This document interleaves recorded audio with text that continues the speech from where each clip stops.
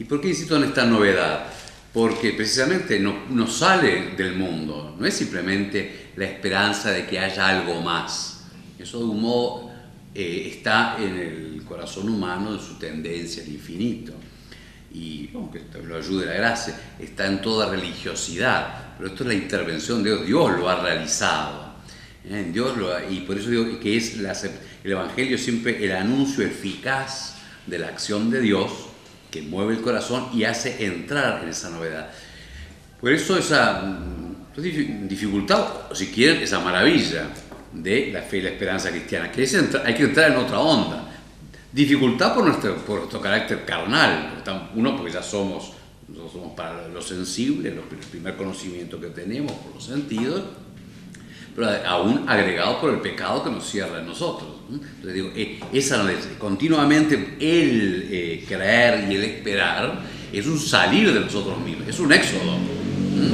Siempre que sí, que en Raiza lo escuchamos, sobre todo en la carta a los hebreos, el ejemplo de Abraham que leímos hace poquito, ¿no? Fueron tras una ciudad que Dios les había prometido. Y todavía dice, si hubiera sido de la que salieron, tienen tiempo para volver. Pero iban tras la ciudad que construye Dios. Todo el capítulo 11 de la carta a los hebreos. Que la vida cristiana tiene un continuo salir de la medida humana, no de la apertura de esperanza, porque uno está abierto a todo, pero como tal llega a agarrar y ni que hablar después del pecado, se queda con... Yo digo, porque esto es importante para la evangelización y para el testimonio que tenemos que dar. No tenemos que pretender que el mundo en cuanto tal tenga esa esperanza, porque no la produce el mundo. El mundo, aún dejando el pecado, aún el mundo en cuanto a construcción humana.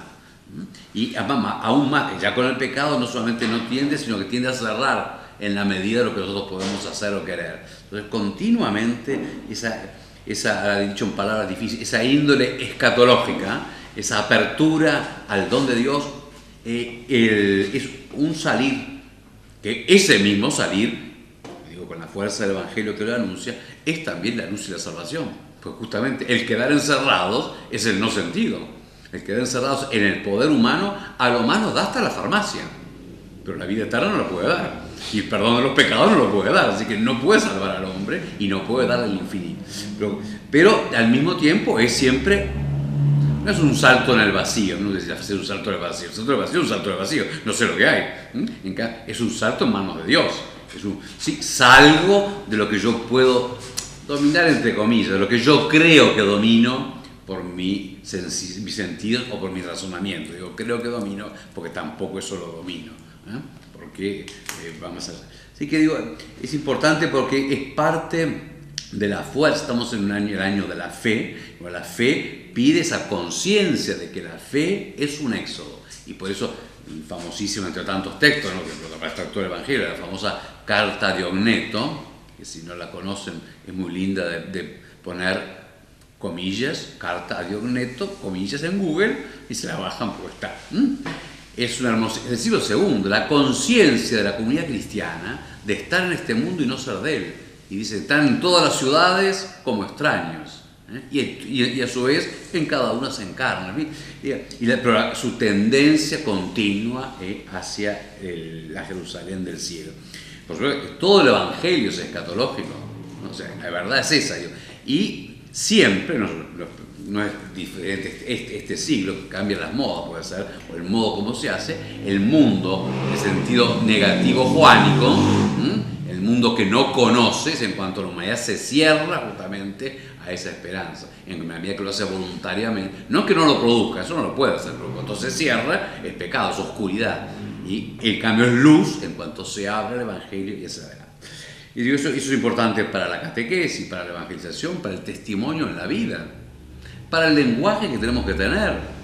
Tenemos que expresarlo también, no simplemente que el cielo, ver a Dios es una especie de, yo qué sé, cuando perdamos todo esto que vale, bueno, menos mal que hay un premio consuelo. No es así, esa es la realidad, y la cual le da fundamento a esto, porque si no nuestro amor termina en la nada. Tener hijos para la nada, casarnos para la nada, trabajar para la nada. Entonces, y es que la grande es la esperanza de este mundo que después que sí, fabrica más días del niño, más días de no sé qué, para llevarnos, pero yo no que esté mal y que se haga plata y se haga comercio, pero no es esperanza eso. La esperanza es real, además la fe sobre la realidad, ¿sabes? Una realidad que percibimos a través de la misma fe, porque la realidad es Dios, es mucho más real que la moto que pasa y que hace ruido, es más real que nosotros mismos, que somos reales en cuando nos hacen. Y la obra de Dios, la creación, la encarnación, la muerte, la resurrección, la entronización de Cristo en los cielos, es la realidad que sustenta toda realidad.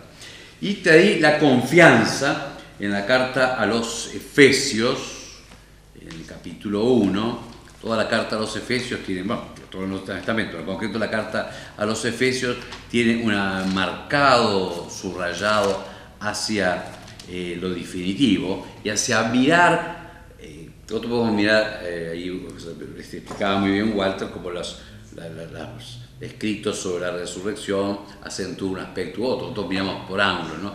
Nosotros comúnmente miramos desde lo que ya conocemos y vamos subiendo, bueno, a que Jesús, que murió, y está bien. También se puede hacer al revés, que es un poco lo que intentamos hacer con la catequesis partiendo del querigma. La verdad es que Cristo ha resucitado y es la luz, y eso ilumina la creación, la vida, el matrimonio, el trabajo, el amor humano y la redención, etc., ¿no? En el Nuevo Testamento, el anuncio primero siempre que Cristo resucitó está entronizado. Partía siempre de eso, porque eso era anterior a toda catequesis. Los mismos evangelios están escritos a partir de... Nosotros lo leemos, ¿sí? Como del principio hasta el final, pero de verdad están escritos desde la resurrección. Y quieren ser eso, una iluminación desde la resurrección de quien era Jesús antes, y esto iluminar y llevar a comprender más plenamente la resurrección. Así que todo. Pero en concreto, la carta a los Efesios, no puedo entrar en el contexto, mira desde arriba. Casi todo San Pablo, fíjense, si ustedes ven San Pablo, entonces, prácticamente no tiene dichos de la vida pública de Cristo.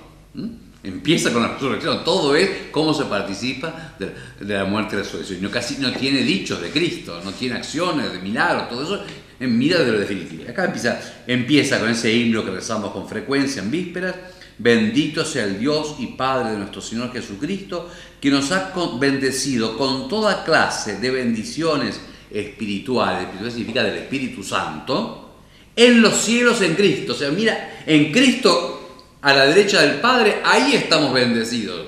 Esa es nuestra realidad. Ahí estamos nosotros y en Él participamos y mira globalmente, porque nos eligió en Él, en Cristo, antes de la creación del mundo. También nosotros hacemos a veces, bueno, enseñamos así, pero un día hay que dar la vuelta, casi como si no supiéramos lo que va a pasar después. Nosotros ya sabemos lo que va a pasar, la plenitud. Y entonces la elección, yo no fue que fuese un plan, ay, ¿ahora qué pasa? Me salió esto, bueno, metemos un palito para sostener esta mesa, pues se quebró la pata. Ay, ahora pasó esta cosa. No. Dios miró definitivamente a Cristo glorificado y la iglesia glorificada. Esa es la realidad.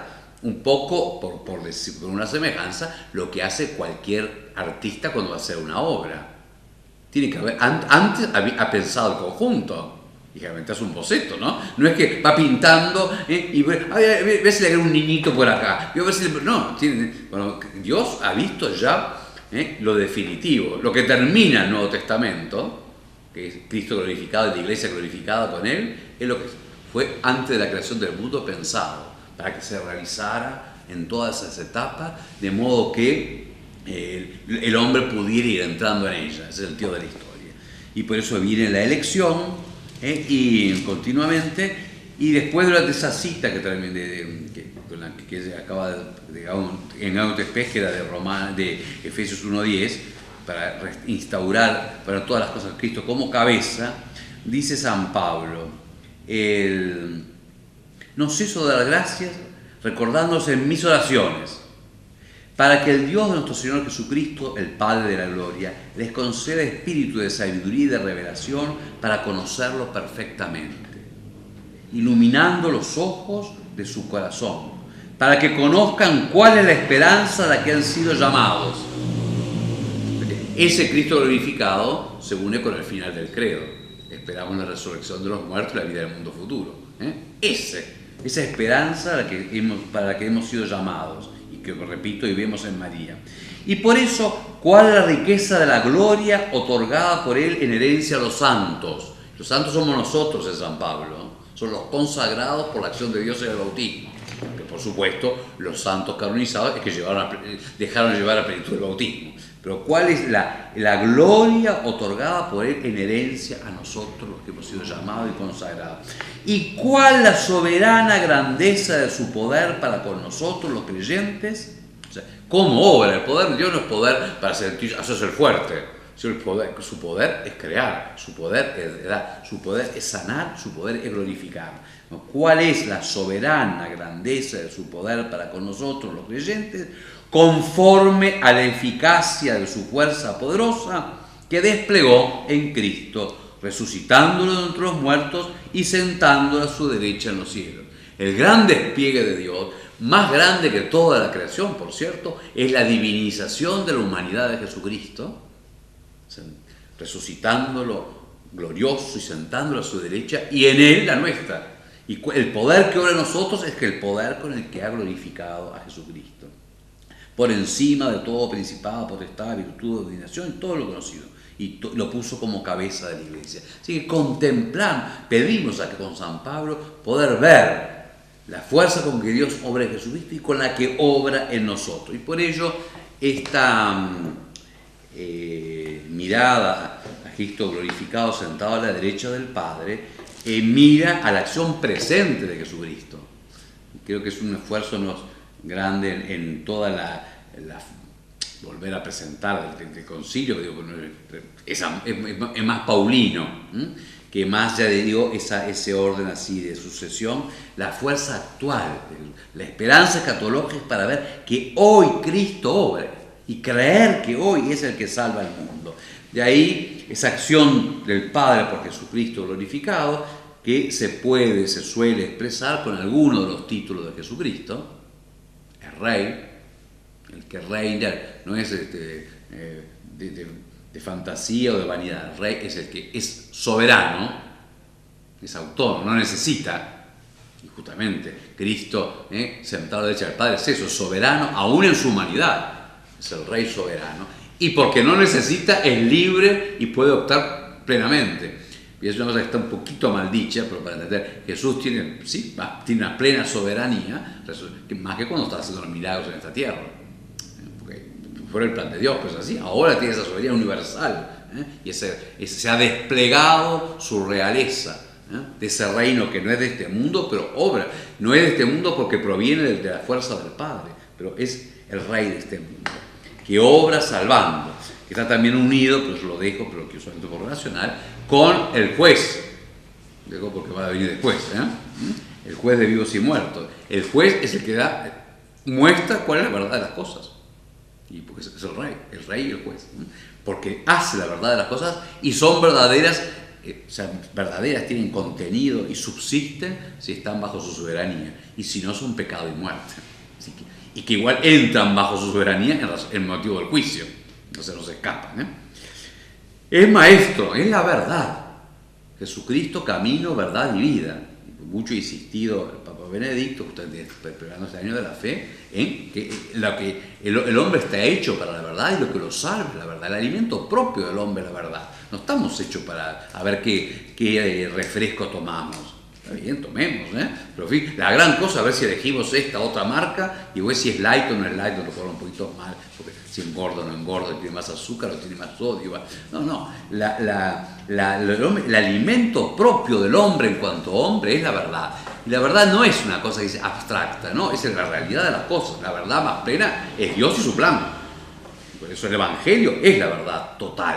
Que Dios nos ama y nos salva por el señorío de Jesucristo y creer ponerse en sus manos. Entonces, el estar sentado a la derecha del Padre es también el Cristo maestro, porque da la luz, es la verdad e ilumina con su verdad. Cristo es sacerdote eterno, eso volvemos enseguida porque lo quiero desarrollar más, ya había aparecido en los textos de que se leyeron hoy del Catecismo, que están por otra parte tomados de la Carta a los Hebreos, que vamos a ver un poquito más. Sacerdote, porque el sacerdote significa el mediador, el que hace la unión con Dios y los hombres. Esa unión se hace por el don de Dios a los hombres y porque los hombres reciben y se dan a Él. Eso es el sacrificio, en sentido pleno. El sacrificio es el don de Dios a los hombres y la devolución de los hombres a Dios dándole gracias y perteneciéndole. Y se da ahí la comunión de las libertades. Y bueno, el sacerdote es el que hace eso, y Cristo es el sacerdote eterno. Pues, volvemos. Realmente se usan estos tres grandes, por decir, títulos de acción de Cristo: rey, sacerdote y maestro o profeta, que es decir, lo mismo es la palabra. Me gusta siempre, tantos títulos que tiene Jesucristo y todos dicen algo, agregar el de esposo, porque el término es la unión, no es una acción, no es ni siquiera salvar, sí, es salvar, pero para la unión, es enseñar para la unión, para el desposorio, es ofrecerse para la unión.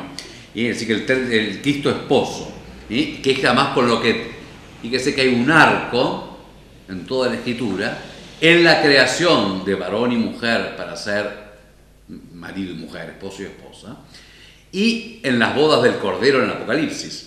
Desciende la novia para desposarse con Cristo, ese es el sentido final.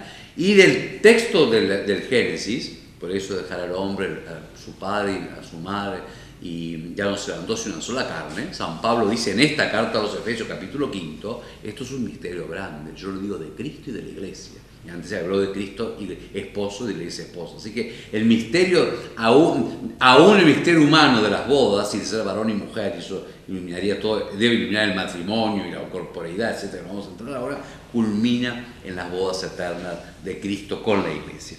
Por eso creo que es bueno también tener ese sentido de las bodas de Cristo con la Iglesia y de Cristo esposo. Esta acción de Cristo glorificado, del punto de vista de la... Decía bien entrar a la lectura, que lo más me interesa los 10 minutos que nos quedan, pero desde el punto de vista de la simbólica de las iglesias, en las iglesias al principio no tenían imagen. Después se puso una crucecita, no un crucifijo, que representar a Cristo crucificado es muy tardío, tener mucha reverencia ante la humanidad deforme de Cristo, y sobre todo de la piedad medieval que humaniza. No digo que esté mal, que sea tardío, digo que cada época de lo suyo, pero marcaban con una cruz el oriente. O sea, porque ya lo hacían los cristianos en sus casas en general, rezaban hacia el oriente porque rezaban hacia Cristo glorificado que iba a volver. Entonces en sus casas ponían, donde estaba el oriente, una crucecita para rezar hacia ese lado, hacia Cristo sentado a la derecha del Padre y que vendrá como sol de lo alto del oriente. Y después las iglesias se hacían en el ábside al oriente y se marcaba con una cruz. Así que era el primer símbolo de Cristo glorificado hacia el Padre y que volverá. Luego se fue evolucionando de distintas maneras. Por un lado se fue poniendo muchas veces el Cordero degollado que está vivo, del Apocalipsis, que de vuelta es Cristo, sacerdote y ofrenda eterna. Así. Y en otros se fue poniendo primero la ascensión. La ascensión solía representarse con los ángeles. Los romanos tenían un rito, que no me voy a acordar bien la palabra, cuando proclamaban al emperador, los soldados lo ponían arriba de un escudo y lo levantaban. Me parece que es la exaltación, si no me equivoco.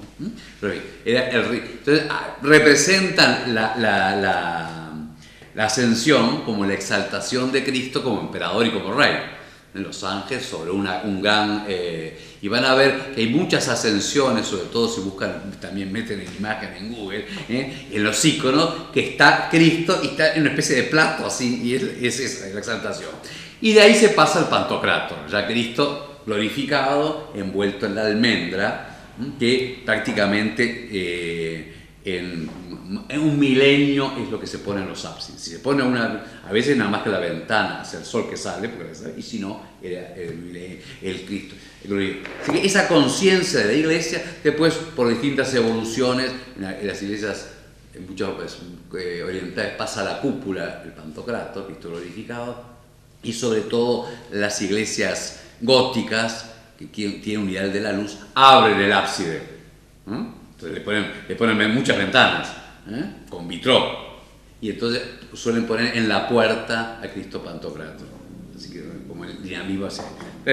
Pero digo, eso es la simbólica, ¿no?, de todo el primer milenio, de representar sobre todo a Cristo glorificado y que viene, porque es el que se hace presente en la Escritura. Hay dos, tanto en todos lados de la Escritura, que Cristo es nuestro mediador permanente en los cielos. Está en el capítulo 2 de Juan. Tenemos un abogado que no solo por nosotros, sino por todos, por los pecados de todos.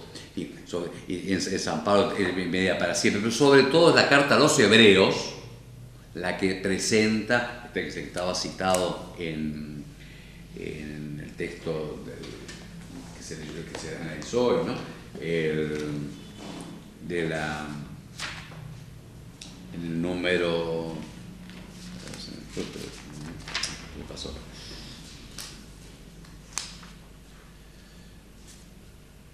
En el número 662, de aquí que puede salvar perfectamente a los que por él llegan a Dios, ya que está siempre vivo para interceder a su favor. Hebreos 7:25. Así que Cristo, en la carta a los Hebreos, insiste en dos cosas: en el sacrificio de la cruz de Cristo, que es perfecto y puede salvar porque es el Hijo, porque es el sacerdote, y además no tiene pecado, y por lo que ofrece, porque se ofrece a sí mismo, y ya no bicho, ternera, vaca, todo eso. Así que el sacrificio de la cruz, pero además, por ese sacrificio, por su resurrección, entra ya no en el templo de Jerusalén, corriendo un velo, como estaba el sumo sacerdote una vez al año, entra en el santuario del cielo y se vuelve ofrenda eterna.